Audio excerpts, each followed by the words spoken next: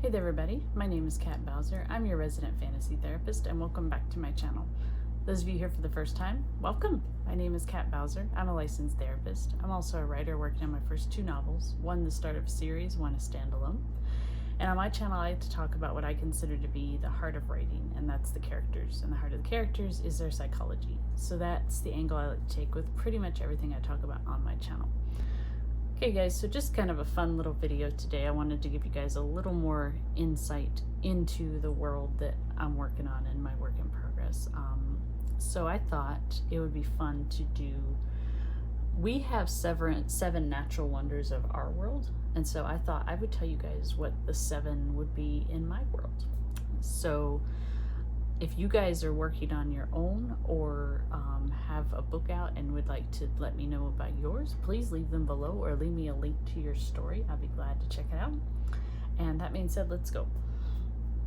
So first natural wonder, and these are in no particular order, Lake Samalin. This is in the Dragream realm, so it is an underground realm. It is a freshwater lake, but it does have little gusts of salt water that come every so often, and they're not entirely sure why, but it's there. This lake is huge. It's actually probably one of the biggest lakes I describe, and actually, as far as I'm concerned, it is the biggest lake in the world, in this world. I believe I wrote this down. Okay, so it is 153,000 square miles. So that is, I believe, almost as big as the Caspian Sea, and it's bigger than Lake Superior. So the poor people of the Dragream live around the edge of this lake, and there is a natural or a mortal-made wonder. Essentially, there is a big, huge, long bridge that goes across the whole of the lake, and I will go into that in a different video. But the lake itself, like I said, is freshwater. It's very, very deep. They still aren't entirely sure how deep it goes. There are fish and other animals that live in it, so most of the poor people get their food from the lake. There is some trade that they do with one another, but for the most part, they sustain on what they can fish out of the lake. There are areas of undercurrents, and there are ferns and reefs and all kinds of other things within this lake. According to some people, there are little tunnels that lead here or there, but nobody knows precisely where they go because they're usually full of water, so you can't explore too far without running out of air, because even though Dragream are designed to move through water, they still have to have air. So that is the first one. Second one, we have the frozen waterfalls. These are up north near the Natula. It is really around kind of the barrier of their land. They live kind of, I'm trying to think of the word for it, like a volcanic crater is kind of where their land is. There's like frozen walls all around it, and at the very entrance, if you're coming up from the south, you would see 2 waterfalls that look like they're twisting around each other, almost in a braid kind of pattern. And they are permanently frozen. They are permafrost, and they are blue and green, and they kind of give off this shimmer when the sun goes down. So people call them the frozen waterfalls.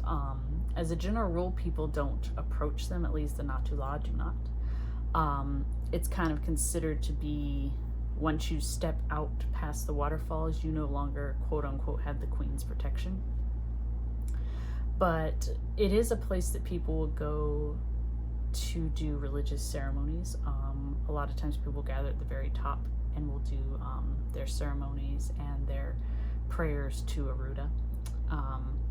Aside from that, it's kind of a tourist attraction for other areas, but because there is not a lot of contact between the other races and the Natula especially, they usually don't go past it. It's one of those where the Natula won't go past the top and the other people won't go past the bottom. So Eventually, these waterfalls do pass into a river that remains frozen for a good ways, and then it gives way to essentially fresh water, which for some reason is not green or blue, even though the frozen water up north is.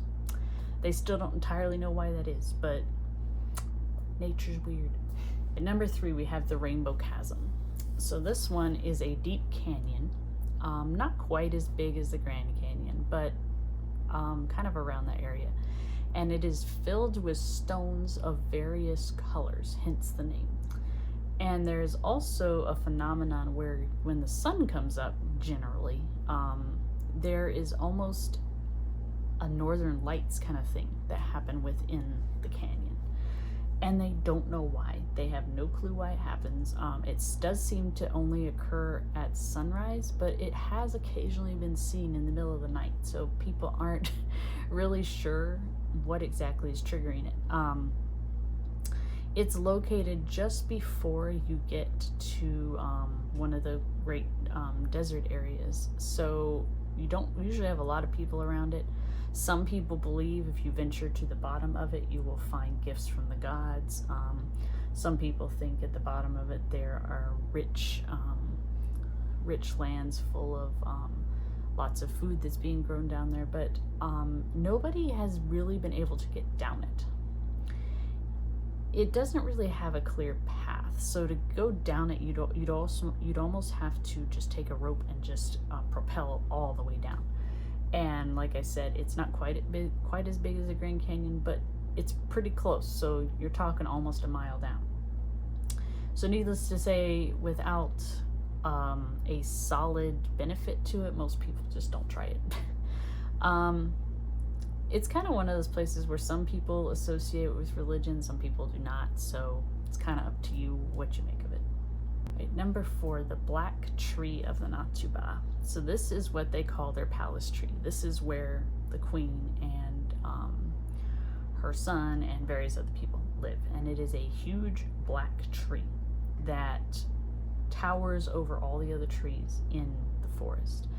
It is also covered, it looks like it's covered in fur, but if you get closer, it's actually covered in these little tiny little spines. I think the closest thing I could come up with were stinging nettles kind of thing.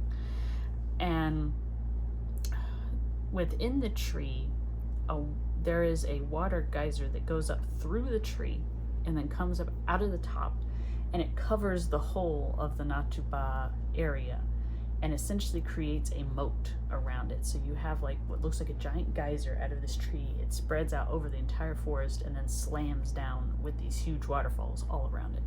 So only really the Natuba know a lot about it, because most people can't get past the waterfalls to get in. So they've heard legends about it. Some people say that the black tree is cursed, and the Natuba are in there making sacrifices of children and animals. And some people say that that the tree is the last of its kind, and that the Natuba are hiding miracles in it. They're partially right. We'll go into that maybe later. But there's a bunch of different mysteries and stuff about it. So the Natuba is just, it's honestly, it's their palace. It's their palace. That's where their queen lives, where their prince lives. And honestly, anybody that has the queen's favor can come in and out. They have guards, but as long as you're not coming in threatening anybody, you're probably going to be let in. But it does look very foreboding, and that's kind of the point. Okay, next one, the 5th one, we have Volcano Eureka. This one is at essentially the very top of the planet, or at least as close to the top as you can get. And it is the largest volcano they have. It is 300 miles at the base, 13 miles high. And as far as they know, they think it's extinct. Nobody can remember the last time it erupted. There's very fertile lands at the base of it, and that's actually where the queen of the Natuba has her her fields, her farms, that she generally keeps for herself. But that's where she's able to grow these things because of the fertile land. No one has really scaled it because they don't really see the point. There's not much up there that they're aware of. Some people think that if you scale it, you will meet the goddess of death herself, and she does not take kindly to visitors. Others say that if you make it to the top, there is a mist of forgetfulness, so you will never be able to find your way down.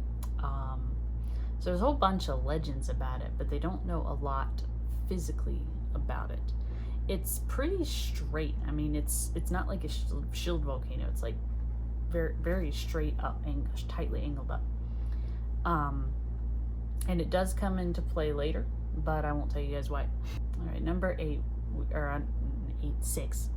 Can't count today apparently. We have the Burnt Plains, which are 8.3 million square miles of desert and occasionally grasslands. All red and all orange. All the plants that grow here are red and orange. There is even an area where the water is red or orange.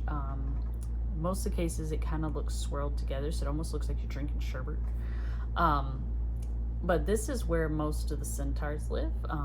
This is also where you will find a couple of giant beasts that are not fun. Picture a gigantic scorpion crossed with a spider, if you want an idea. That's one of them. You'll also find some fae in here, like desert fae. They usually kind of keep to themselves. They're not really going to bother anybody. You will sometimes find sand elves here as well. So there's a bunch of different races that live here, and they're not all prevalent to the story, but you will see them and you will hear about them. The Matsu are these buffalo-like creatures that live around right on the edge. So they kind of are between the desert and like the grassland, the meadow type area. So you hear about them more than a lot of the others. Them and the centaurs. You'll occasionally see some unicorns out here, but most of the time they stick to forest. So if you find any out here, they're going to be very different than the ones you usually see. But to be fair, they're probably going to be a lot nicer. So if you want to meet a unicorn, this is where you want to go, because the others will probably blow you off. So this is the biggest desert on the planet. And the thing I like about it is that in some areas of it, it is really hot, like blazing hot. But if you go far enough south, because it dips very down on the planet, you'll get essentially a desert kind of like Antarctica. Same thing as if you go north.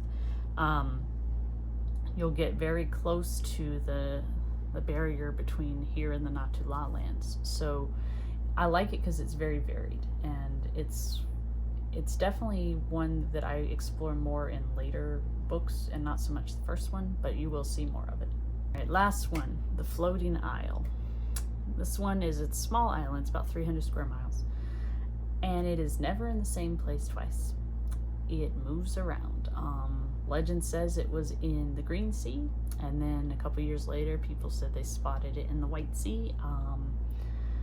Sometimes people will even say that they've spotted it in the large inland lakes, and then it's gone. Nobody has ever been on it. People that have gotten a good look at it, it does seem to have foliage on it. It has some bushes and like berry bushes and grasslands and things like that, but no trees. It just seems to be like a meadow type area. As for how it moves around, nobody knows. Nobody knows how this thing moves or if anybody lives on it. There have been people that have traveled out, especially if it was in like an inland sea or a large lake. There have been people that have attempted to go out to it, and it seems to move away from them as you approach it. So no one's been able to catch it. For a large island, it moves very quickly. So that's kind of their mystery. Everybody has a different theory about it. Some people say there is no island at all, it's just a mirage. Some people say it is a trick of the deceiver, who in some cultures is essentially the evil god. Some people say it is enticement by the goddess of life, essentially. If you can catch it, you'll be rewarded for it. So it's very interesting little concept that I really like to play with. Has anyone ever caught it? Possibly. But you guys have to wait to find out about that. So thank you guys for chiming in for my video. These were just my 7 natural wonders of my world. If you guys have worlds of your own, I would love to hear what wonders you guys have. If you guys have any comments or suggestions, feel free to leave them below. I will get to them as soon as I can. Make sure you ring the bell and subscribe so you don't miss when I upload. I try to upload every Sunday, every Wednesday now. And until next time, I hope you guys have a good one and stay safe.